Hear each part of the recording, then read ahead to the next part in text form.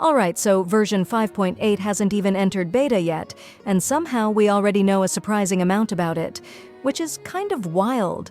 Normally, this early on, we're just dealing with vague speculation, but this time, between credible leakers and patterns the devs have been following since Fontaine started, the picture is already coming together. So today, we're going to break down everything we know so far about 5.8, new characters, map expansion, skins, events, and even a few sneaky lore setups for version 6.0. And yeah, we're doing this before beta even starts, so anything could change. But let's be honest, most of this has been spot on in the past too. Save up to 25% on the current banners at lootbar.gg. All you need is your UID and server. The link is in the description. Let's start with the big new addition, the upcoming 5-star character Ineva, as seen in the original text leaks. Some fan translators went with Yennefer at first, but that seems to just be a placeholder. Ineva is what's gaining traction now, and she's shaping up to be one of the more unique electro units we've had in a while. She's from a mysterious region called Nod Cry, which, as of now, hasn't shown up in the game yet. Some people think it's a part of Snezhnaya, others think it's a sort of outer edge region between Natlan and Snezhnaya, but the game has been teasing this concept of regions outside the Core 7 for a while now. So Ineva could be our first character from one of these fringe zones. Her gameplay seems to revolve around a mechanic called Moon Electro Charged, which might sound like some fancy elemental burst at first, but it's more of a special reaction state. Think of it like Nilu's Golden Chalice Bounty. Nilu changes how Bloom behaves under certain conditions, right? Well, Ineva is reportedly doing the same, but for Electrocharged. And this is huge. Electrocharged has always kind of sat in this weird spot. Not bad, but definitely underwhelming compared to Aggravate or Hyperbloom. So a character who specifically buffs or transforms Electrocharged into a stronger, possibly scaling, reaction. That's not just cool, that could completely reshape how we look at Electro-Hydro teams. We still don't know what weapon she uses, so don't go building her a weapon in advance just yet. But what's clear is that she's not a raw damage dealer. She's more of a reaction enabler or buffer, probably working off-field and helping your main DPS trigger stronger electro-charged reactions. And here's where it gets more interesting. Ineva seems to be playing the role of the support in what's called the Lightbearer and Priestess setup, a pattern Hoyoverse used with Emily and Kinnich. So it's very likely that Ineva is designed to set up another character who's coming in 6.0. Potentially the Electro-Male DPS that's also said to scale with Electro-Charged. Basically, this is a setup character. She's not just part of 5.8, she's the foundation for a duo meant to carry through into Snezhnaya. Now, let's talk about the map, Mare Javari. This location has been teased for years, even going back to some of the earliest Vision lore and artifact sets.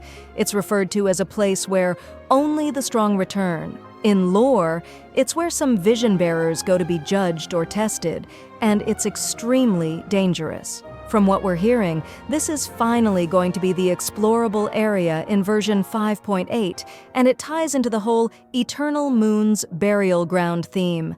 The name alone, Eternal Moon, feels like a direct connection to Ineva and her whole moon electrocharged thing. Whether she draws power from this place or it's just symbolically linked, it feels intentional. Here's where it gets even more fun. The Lava Walker artifact set, which has been kind of a meme for years, might finally have its story payoff in this region. The set talks about someone who walked through divine flames and was burned alive. And it was always a bit of a mystery who that was or where it happened.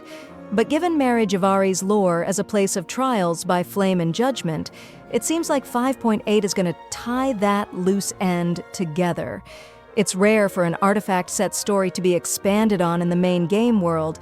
The Pale Flame set was another exception, so this might finally give that old lore some weight. Now, let's shift over to skins. 2 are currently known. First, Bennett is getting a free 4-star skin, and that alone would be news, but the context makes it more interesting. The main event of 5.8 is centered around him, And considering that the event is set near or within Mar Javari, which borders Natlan, a lot of people are speculating that we're finally going to get confirmation of something players have suspected for years. Bennett might actually be from Natlan. Think about it. His origin is super vague. He was raised in Mondstadt, sure, but he was found as a baby with no parents or known heritage. He has a pyro vision, wild hair, and absurd survival luck. And we're just supposed to believe he's a Mondstadt kid? Now he's suddenly the focus of a major event right before the Natlan arc ends, in a location filled with flames and divine trials, and he's getting a brand new outfit. There's no way that's a coincidence. It's possible that his backstory will finally be expanded, either through the event itself or a quest that ties into it. Even if we don't get a full reveal, a few hints might finally confirm what we've suspected for years. The second skin is for Yelan, and unlike Bennett's, this one will be paid. Now, some people were surprised to hear Yelan is getting a skin, especially since she hasn't received any alternate outfit before. But if you think about it, it makes sense. She's one of the most popular and profitable characters in the game. Her banner sales have consistently been among the top, and she already has that premium feel with her animations and design. According to insiders, the new skin might lean toward something more elegant or refined, possibly formal wear, though there's no confirmation yet. As with previous 5-star skins, the price is expected to follow the same pattern.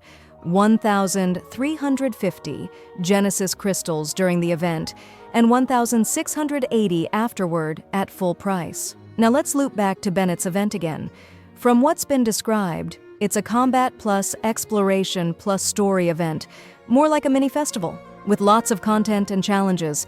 If it really is taking place in the outer edge of Natlan, then it might actually serve as a bridge event to prepare us for version 6.0. That would make a lot of sense, and introduce not just a new region, but also the first 2 Snezhnaya-linked characters, an Electro-male DPS who scales with electrocharge damage, and a Geo-female DPS who scales off the crystallize reaction. So again, Ineva isn't just a support. She's likely the enabler for one of the most reaction-heavy characters we've seen, with a whole team set up, designed across 2 patches. And all of this is happening before the 5.8 beta even starts. The betas haven't confirmed any of this officially, and of course things can always change. But this isn't random guessing.